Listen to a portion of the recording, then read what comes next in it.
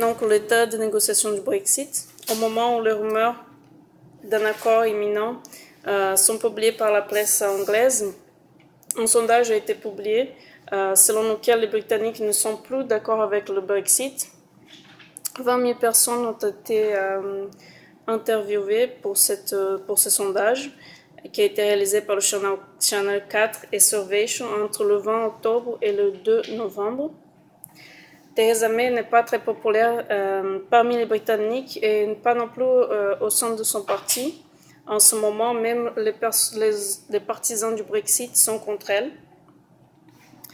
Alors que d'autres sondages ont indiqué déjà en juillet que la population n'était plus tout à fait d'accord avec le Brexit, Theresa May a déclaré qu'elle ne serait pas prête à revenir sur le référendum, à refaire un nouveau référendum. Donc, elle continue avec les négociations et l'incertitude s'il y aurait un accord ou pas est en train de bouleverser les marchés financiers et l'économie britannique.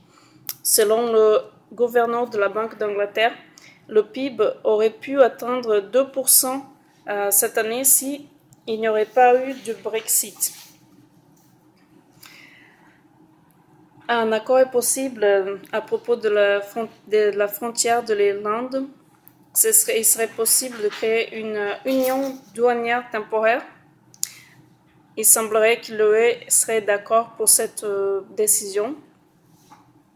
Et ce serait pour éviter la frontière entre l'Irlande du Nord et l'Irlande.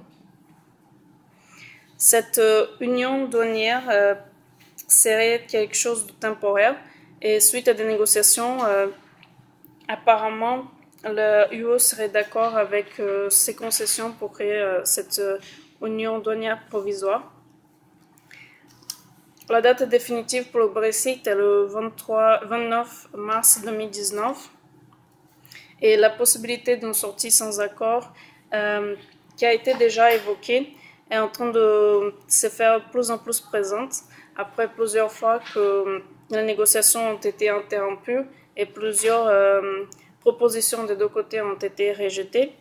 Les négociations continuent en ce moment avec cette nouvelle possibilité d'accord sur l'Irlande.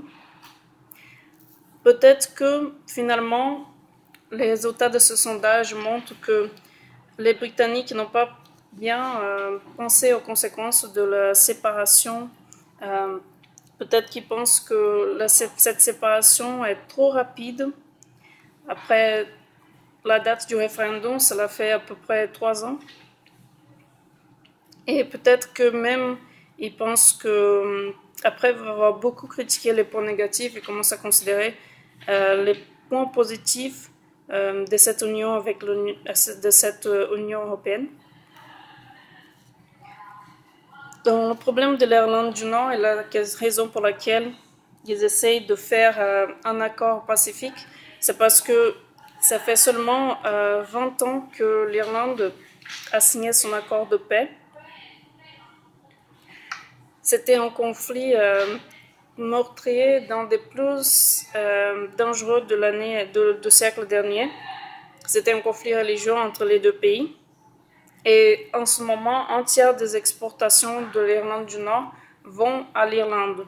Donc ce serait catastrophique pour cette région s'il n'y aurait pas d'accord sur les frontières.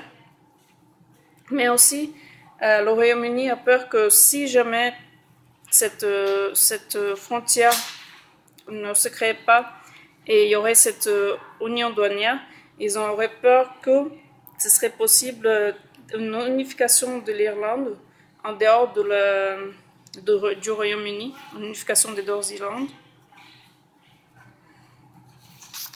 Cela fait 40 ans environ que le Royaume-Uni a finalement décidé d'entrer dans la Commission économique européenne. Peut-être que dans le futur, le pays voudra revenir à l'Union européenne d'ici peut-être 40 ans ou 20 ans encore. Mais la question sera, est-ce que l'Europe voudra-t-elle que l'Angleterre revienne, que le Royaume-Uni revienne?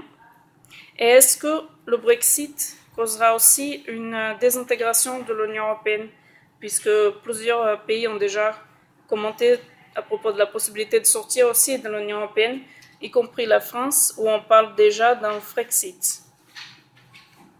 Merci.